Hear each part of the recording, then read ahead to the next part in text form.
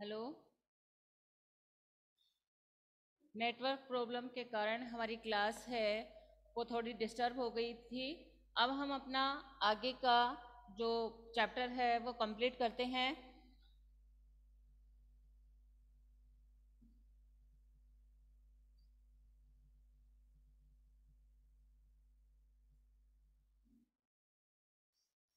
इतने में चिड़िया के फैले हुए पंजे से में वह आकर भी नहीं आ सकी। तब वह उड़ती हुई एक सांस में माँ के पास गई और माँ की गोद में गिरकर सुबकने लगी। ओ माँ, ओ माँ। नौकर के फैले हुए पंजे में वह आकर भी नहीं आ सकी कि नौकर ने जो अपना पंजा है वो फैला रखा था, उसके पंजे में आकर भी नहीं आ सकी, यानी वो उसे पकड़ना चाह रहा था नौकर अपने पंजे से। हमने अभी पढ़ा था कि कठोर स्पर्श उसको छू रहा था, तो कठोर स्पर्श छू रहा था वो किसका था? वो उस सेठ जो माधव दास है और उसके नौकर का था, जो उस चिड़िया को पकड़ना चाह रहा था। जैसे ही उसने उसको पकड़ना चाहा वो चीखी और नौकर ने जैसे उसे पकड़ना चाहा तो उसके पंजे में वह नहीं आई। तब वह उड़ती हुई, तब फिर वो चिड़िया थी वो एकदम से घबरा गई और वह उड़ती हुई अपनी एक सांस में, यानी उड़ती हुई रुकी नहीं कहीं पर भी, और एक सांस में वो अपनी माँ के पास गई और माँ की गोद में गिरकर सुबकने लगी। ओ माँ, ओ माँ। फिर वो अपनी माँ के पास गई और माँ की गोद में गिरकर वह रोने लग गई। माँ ने बच्ची को छाती से चिपटाकर पूछा, क्या है मेरी बच्ची, क्या है? तो माँ ने क्या किया, उसकी बच्ची को अपनी छाती से चिपटा लिया। जैसे एक माँ होती है, उसका बच्चा जब रोने लगता है या बहुत अधिक परेशान होता है तो माँ क्या करती है, उसे स्नेह करती है और उसके स्नेह करने के कारण उसके जो दुख है वो दूर हो जाते हैं। आपको, आप भी बच्चे हो, आप भी देखते हो कि आपकी कोई भी प्रॉब्लम होती है, आपने पापा से ज़्यादा शेयर करने के बजाय आप किससे करते हो? अपनी मम्मा से करते हो ना। तो वैसे ही वो जो चिड़िया थी वो जब घबरा गई तो वो अपनी घबराकर अपनी माँ से जाकर चिपट जाती है। तो उसकी माँ पूछती है उससे, क्या हुआ मेरी बच्ची, क्या हुआ? तो पर बच्ची कांप कांप कर माँ की छाती से और चिपक गई, बोली कुछ नहीं, बस सुबकती रही। ओ माँ, ओ माँ। बड़ी देर में उसे ढांढस बंधा और तब वह पलक बीच उस छाती में ही चिपक कर सोई, जैसे अब वह पलक नहीं खोलेगी। तो उसकी माँ उससे पूछती है कि क्या हुआ बच्ची? जैसे किसी बच्चे को चोट आ जाए और वह बच्चा परेशान होकर अपनी माँ के पास पहुंचे तो माँ उसे पूछती है कि क्या हुआ, तो वो उसे सारी बात बताता है। वैसे ही वो चिड़िया इतनी डर गई थी कि वह अपनी माँ के पास जाती है और माँ उसे ढांढस बंधाती है, यानी उसे तसल्ली देती है कि कुछ नहीं हुआ, बताओ तो क्या हुआ। तो वह अपनी पलक मीच कर, यानी अपनी आंखों को बंद कर कर केवल अपनी माँ की छाती से चिपकी रहती है और उसे जैसे अब उसे ऐसे लगता है जैसे वह अपनी जो पलक है वह कभी भी नहीं खोलेगी। तो स्टूडेंट, हमारा जो चैप्टर है वो यहाँ पर कंप्लीट हो गया है। अब हम इसके थोड़े से जो प्रश्न अभ्यास हैं उसको देख लेते हैं। अपना पहला प्रश्न है, किन बातों से ज्ञात होता है कि माधव दास का जीवन संपन्नता से भरा था और किन बातों से पता लगता है कि वह सुखी नहीं था? तो माधव दास के पास महल, सोना चांदी, नौकर चाकर सब कुछ थे। उसके पास बाग बगीचे भी थे। उसके पास जीवन की हर सुख सुविधाएं थी, वो उपलब्ध थी। तो इन बातों से लगता है कि माधव दास का जीवन है वो संपन्नता से भरा था और सभी सुविधा होते हुए भी कभी कभी वह उदास रहता था। उसके घर में चहल पहल नहीं थी। वह अपनी खुशी के लिए चिड़िया को पकड़ना चाहता था। इन बातों से पता लगता है कि माधव दास सुखी नहीं था। हमको प्रश्न पूछा से कि आपको किन बातों से पता लगता है कि माधव दास सुखी था और किन बातों से पता नहीं ज्ञात होता है कि वह सुखी नहीं था? तो उसके पास महल, सोना चांदी, नौकर चाकर, कोठिया, बाग बगीचे, बंगले सब कुछ था। तो इन बातों से तो हमें पता लगता है कि माधव दास के पास सब कुछ था। और फिर वो क्या करता है, अपनी खुशी के लिए इतना सब कुछ होते हुए वह सेठ कभी कभी उदास हो जाता था और इसीलिए वह अपने एकांत को दूर करने के लिए, अकेलेपन को दूर करने के लिए वह चिड़िया को पकड़ना चाहता था। इस बातों से हमें पता लगता है कि वह सुखी नहीं था। दूसरा प्रश्न है अपना, माधव दास क्यों बार बार चिड़िया से कहता है कि यह बगीचा तुम्हारा ही है। क्या माधवदास निस्वार्थ मन से ऐसा कह रहा था? स्पष्ट कीजिए। तो माधवदास था वो स्वार्थी था, वह चिड़िया को कैद करके अपना मन बहलाना चाहता था, इसीलिए वह चिड़िया से कहता है कि यह बगीचा तुम्हारा है। वह चिड़िया को प्रलोभन है, वो निस्वार्थ मन से नहीं बल्कि अपने स्वार्थ के लिए दे रहा था। स्वार्थ के लिए ही तो दे रहा था कि तुम्हें सोने के पिंजरा बना दूंगा, मेरे पास कोठी है, बाग बगीचे है, बंगले हैं, सोने का पिंजरा बना दूंगा, सोने की उसमें कटोरी रख दूंगा। तो वह अपने स्वार्थ से कर रहा था ना, उसको कोई ऐसे नहीं था ना कि उसको कोई निस्वार्थ हो, वह स्वार्थ से ऐसा कर रहा था। अगला प्रश्न है अपना, माधवदास के बार बार समझाने पर भी चिड़िया सोने के पिंजरे और सुख सुविधाओं को कोई महत्व नहीं दे रही थी। दूसरी तरफ माधवदास की नज़र में चिड़िया की जिद का कोई तुक न था। माधवदास और चिड़िया के मनोभाव के अंतर क्या क्या थे, अपने शब्दों में लिखिए, कि आपको अपने शब्दों में बताना है। तो माधवदास के बार बार समझाने पर भी चिड़िया सोने के पिंजरे और सुख सुविधाओं को कोई महत्व इसलिए नहीं दे रही थी क्योंकि वह अपना स्वतंत्र जीवन बिताना चाहती थी। ऐसा नहीं कि माधवदास उसको पकड़ ले और जैसे वो नाच नचाए वो वैसे करती रहे। अगर हम किसी भी पक्षी को पिंजरे में बंद कर लेते हैं तो जैसे हम उसे खाने के लिए देते हैं बेचारा, तब वो खाता है, उसको नहलाते हैं, जब वह नहाता है उसको जैसी क्रिया हम करवाते हुए वैसा ही करता है। तो पिंजरे में कोई भी जो है कैद रह के कोई भी अपना स्वतंत्र जीवन नहीं बिता सकता। तो इसलिए वो चिड़िया भी अपना स्वतंत्र जीवन बिताना चाहती थी और अपनी माँ के पास रहना चाहती थी। जीवन में हर व्यक्ति के क्या स्वतंत्रता गलती से और पार माँ की गोद जो है, दीनबंधु स्टेज में अपना पढ़ते हैं माइक इसको बंद बार करो बार। बेटा, दीनबंधु मोबाइल अपना खराब माइक हो बंद जाएगा कर ऐसे। लो। कि जीवन में स्वतंत्रता और माँ की गोद ही उसके लिए सबसे बड़ा सुख था। दूसरी तरफ माधवदास की नज़र में चिड़िया का कोई तुक न था। वह अपने बगीचे की शोभा बढ़ाने हेतु और अपने मन की उदासी दूर करने के लिए चिड़िया को पकड़ना चाहता था। वह किस लिए पकड़ना चाहता था चिड़िया को? केवल अपना मन बहलाने के लिए और अपने जो बाग बगीचे थे उनकी शोभा बढ़ाने के लिए वो केवल उसको पकड़ना चाहता था। किसको? चिड़िया को। तो वो कह रहे हैं कि उनके मनोभाव में क्या अंतर था। नेक्स्ट प्रश्न है अपना, कहानी के अंत में नन्ही चिड़िया का सेठ के नौकर के पंजे से भाग निकलने की बात पढ़कर तुम्हें कैसा लगा? तो कहानी के अंत में नन्ही चिड़िया का सेठ के नौकर के पंजे से भाग निकलने की बात को पढ़कर आपको कैसा लगा? हमें अच्छा लगा, क्योंकि माधवदास है वो अपने जाल में फंसाने के लिए चिड़िया को अनेक प्रकार के प्रलोभन दे रहा था। हमने पढ़ा था ना चैप्टर में कि वह उसे तरह तरह के प्रलोभन यानी लालच दे रहा था कि चिड़िया तुम मेरे पास रह जाओ, मैं तुम्हें सोने चांदी दूंगा, बाग बगीचे, ये बगीचा तुम्हारा ही है, ये कोठी है, ये बंगला है, सब कुछ तुम्हारा ही है।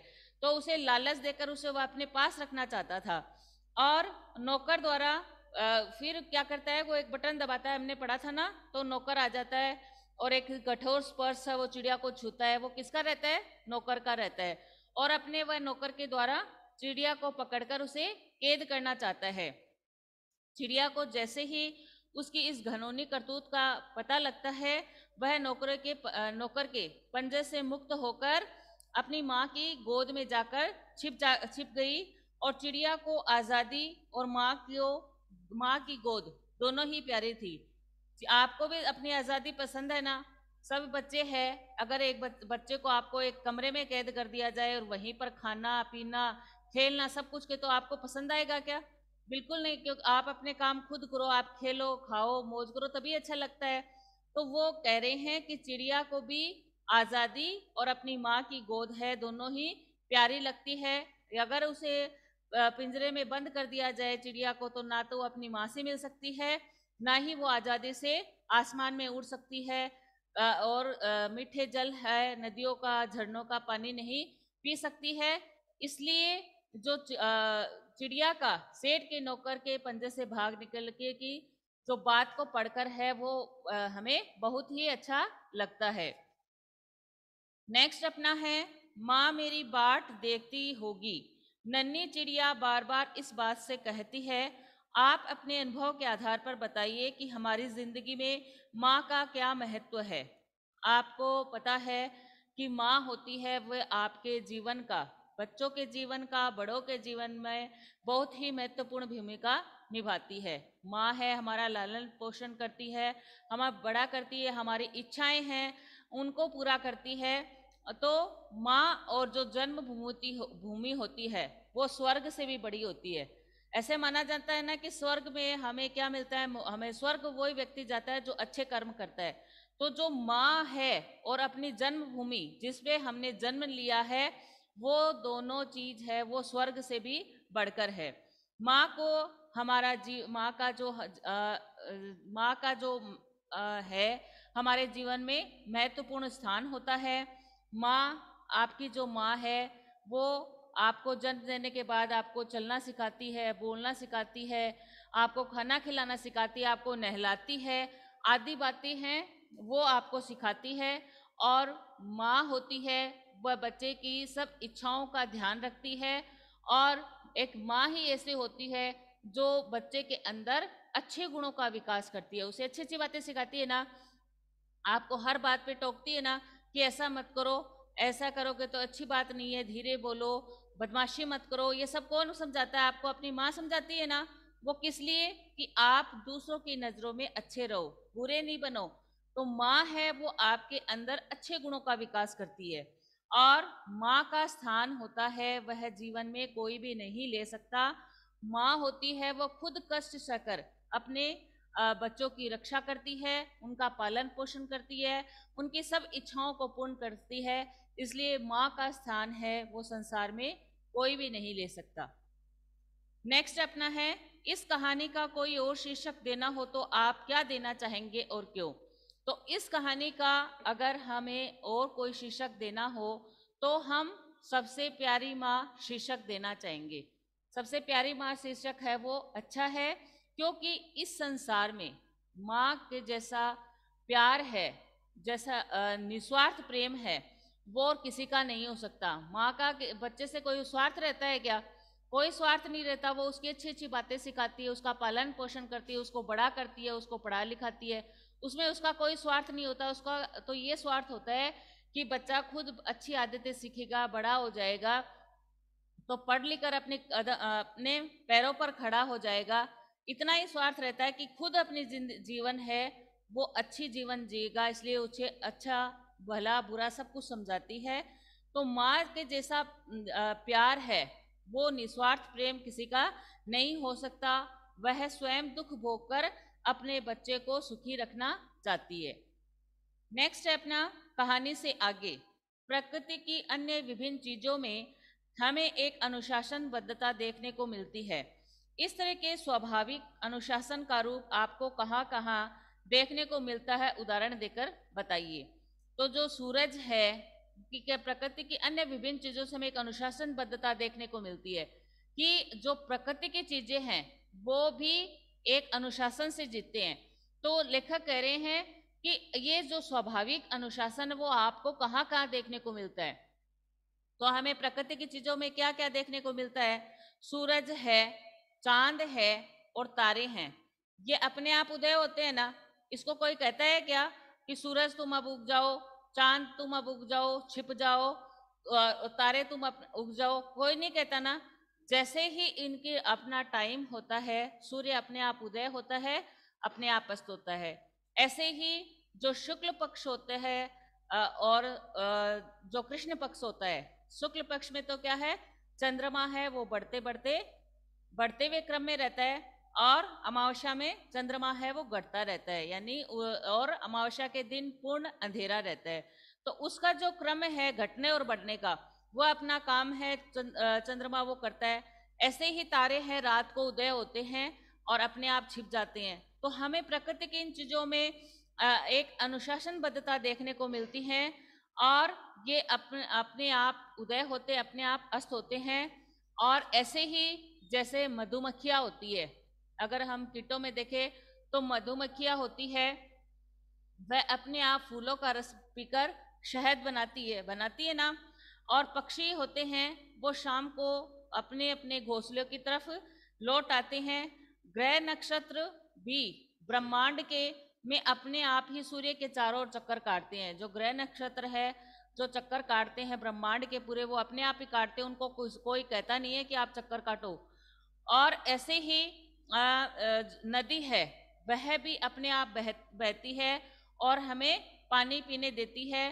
पेड़ है वो हमें फल देते हैं और अपने आप ही बड़े होते हैं। हम पेड़ को लगाते हैं तो मैं ऐसे कहते थोड़ी हैं कि पेड़ आप बड़े हो जाओ। हमारा क्या काम है, उसको पानी देना, और पानी देते हैं, उसकी देख रेख करते हैं, पेड़ है अपने आप बड़े हो जाते हैं। ऐसे ही हवा है वो अपने आप चलती है। तो किसी को नहीं करना, किसी को कोई नहीं कहता ना कि हवा तुम अब चलो, कहने से चलती है क्या। ये प्रकृति की चीजें हैं और अपने आप चलती रहती हैं। उनमें भी एक अनुशासनबद्धता है, तो हमें भी अपने जीवन में एक अनुशासन रखना चाहिए। ऐसा नहीं सोचना चाहिए कि हमें तो कोई कहेगा तो हम काम करेंगे, कोई कहेगा तो हम पढ़ेंगे, ऐसा नहीं होना चाहिए। एक अनुशासन है वो प्रत्येक व्यक्ति के जीवन में होना चाहिए। तो स्टूडेंट, आज हमारा जो चैप्टर है ये पाठ 9, जिसका नाम है चिड़िया की बच्ची और जिसके लेखक जिनेंद्र कुमार है, ये कंप्लीट हो गया है। इसके हमने प्रश्नोत्तरों को भी हल कर लिया है। इसमें आपको कोई भी बात समझ में नहीं आई हो तो आप मेरे से पूछ सकते हैं। किसी को कुछ पूछना है क्या बेटा? किसी को कुछ पूछना है तो मेरे से पूछ लीजिए। No ma'am. हाँ, तो फिर बेटा इसके क्वेश्चन आंसर है वो आप कर लीजिएगा। और सभी बच्चे से मेरा रिक्वेस्ट है कि वो अपनी क्लास है वो टाइम पर सभी बच्चे अपनी क्लास लें। अगर आप क्लास नहीं लेओगे तो आप बहुत अपने सब्जेक्ट से बहुत पिछड़ जाओगे। इसलिए क्लास है, ऑनलाइन क्लास आपकी हो रही है, तो उसको आपको सभी बच्चों को अपना इसका लाभ जरूर उठाना चाहिए, नहीं तो आप बेटा पढ़ाई से बहुत पीछे हो जाओगे। ठीक है ना? Okay ma'am. जितने मैंने क्वेश्चन आंसर करवा दिए है वो सभी बच्चे अपनी नोटबुक में करके और मैसेज चेक करवा लेंगे। ठीक है बेटा? Okay ma'am. Thank you. Have a nice day ma'am. Have a nice day ma'am.